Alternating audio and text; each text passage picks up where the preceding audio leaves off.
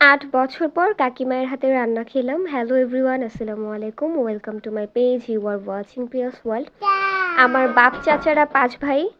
চাচুদের মধ্যে কম বেশি সবাই প্রবাসী এবং সবাই তার স্ত্রী সন্তানদেরকে নিয়ে দেশের বাহিরেই থাকে। তো এই সুবাদে খুব কম সময়ে তাদেরকে কাছে পাওয়ার সৌভাগ্য হয়েছে। আমার বাবার পরে ইমিডিয়েট আমার যে চাচু, আক্তার চাচু, সে সাউথ আফ্রিকায় থাকে পুরো পরিবার সহ। 2018 সালে শেষবারের মতো কাকির সাথে দেখা হয়েছিল, কাকির হাতে রান্না খেয়েছিলাম। তারপরে কাকি সাউথ আফ্রিকা চলে যাওয়ার পরে মাঝখানে এসে বাংলাদেশে এসেছে কিনা আমার মনে নেই, কিন্তু দেখা করার বা তার হাতে রান্না খাওয়ার সুযোগ হয়নি। 8 বছর পর 2025 সালে তাদের বাসায় আমন্ত্রণ ছিল, যে আমন্ত্রণে আমি পুরো পরিবার সহ গিয়েছিলাম। মা, আমি, ছোট বোন, ওর হাজবেন্ড, আমার ছোট ভাই, আমার হাজবেন্ড, আমার বাবু। তো চাচু বর্তমানে তার মেয়েদের স্টাডি সুবাদে যেই জায়গাটাতে থাকে, যে এরিয়াটাতে থাকে, আমাদের মূলত সেখানে দাওয়াত করেছিল। গ্রামের বাড়িতে যাইনি, ঈদের সময় গ্রামের বাড়িতে দাওয়াত করা হয়েছিল, কিন্তু গ্রামের বাড়িতে যাওয়া হয়নি দেখে ঢাকায় যেখানে থাকে সেখানে দাওয়াত করেছিল, সেখানে চলে যাই। সিএনজিওয়ালা ভুল করায় আমাদের অনেকটা পথ ঘুরতে হয়েছিল। তারপরে অবশেষে বাসায় গিয়ে পৌঁছে, বাসায় যাওয়ার সাথে সাথে আমার চাচাতো বোনের এই গাড়ি দেখে আমার ছেলে তো এটা দখল করে ফেলে। গাড়িতে ওঠার পর ও নিজে নিজেই বাটন চেপে গাড়ি সামনে নিচ্ছিল, পেছনে নিচ্ছিল, ঘোরাচ্ছিল, মিউজিক বাজাচ্ছিল, মানে এমন একটা অ্যাক্ট করছিল যে he is a pro in car driving. আমার খুব ভালো লেগেছে। ওর বাবা বলেছে ওকেও এরকম একটা গাড়ি এনে দেওয়ার কথা চিন্তা ভাবনা করছিল, কিন্তু আমাদের এখানে বড় পরিসরের জায়গা নেই, আর ছোট পরিসরের জায়গায় ও এটা রান করাতে গেলে ব্যথা পাবে বিভিন্নভাবে।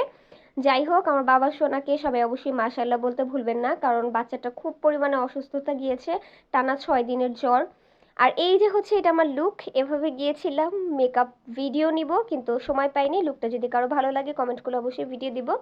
কাকিমা খাবারের আয়োজনে যা যা করেছিল, প্রথমে হচ্ছে সালাদ, উনি সুন্দর করে খাবারগুলো আবার র্যাপিং করে রেখেছিল, আমার এটা খুবই ভালো লেগেছে। বেগুন ভাজা এবং আরও ছিল একে একে ইলিশ মাছ ভাজা।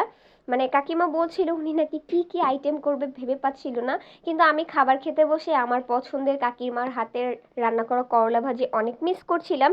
এটা ছিল মুরগির মাংসের রোস্ট এবং এটা ছিল চিংড়ি মাছ। কাকির হাতের চিংড়ি মাছটা অমৃত লেগেছে, উনি এই চিংড়ি মাছ ভুনাটা এত মজা করে।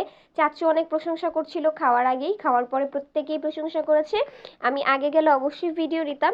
আর এই দইটা চাচু অনেক দূর থেকে এনেছিল, এটা বরিশালের দই, মাটির হাঁড়িতে এরকম দই, আর টেস্টটা যা ছিল মালাই দই বলে কথা, খুবই মজা ছিল, মানে আপনাদেরকে বলে বোঝানো যাবে না। এই যে বাড়ার পর দইটা এমন কন্ডিশনে ছিল, আমার কাছে দই খুব পছন্দ। আর যদি এরকম বিভিন্ন জায়গার স্পেশাল যে দইগুলো, বিখ্যাত যে দইগুলো হয়, তাহলে তো কথাই নাই। দই খাওয়া খুবই উপকারী বাচ্চাদের জন্য এবং পেটের হজমের জন্য, স্কিনের জন্য। আর এই মিষ্টিগুলো খুবই মজার ছিল, এটা আমাদের সিদ্ধিরগঞ্জের মিষ্টি। খাবারের আইটেমে যা যা ছিল আমি একে একে প্লেটে সব সাজিয়ে নিচ্ছিলাম ভিডিও করার জন্য। প্রত্যেকটা খাবারের আইটেম খুবই মজা ছিল, কাকিমা খুব যত্ন সহকারে নিজ হাতে প্রত্যেকটা আইটেম করেছিল আমাদের জন্য ভালোবেসে। আমি সব কিছু নিয়েছি, কিন্তু গরুর মাংসটা একেবারে লাস্টে নিয়ে খেয়েছিলাম, মানে আমার খাওয়া শেষ তখন আমি গরুর মাংস খেয়েছিলাম, এই জন্য সেটার ভিডিও আর নেওয়া হয়নি। প্রত্যেকটা খাবার দারুণ ছিল, অনেক মজা করলাম কাকিমায়ের বাসায়। That's all for today. ব্লগের বাকি পার্ট আসবে নেক্সট ভিডিওতে, পেজটি ফলো করে সাথে থাকুন।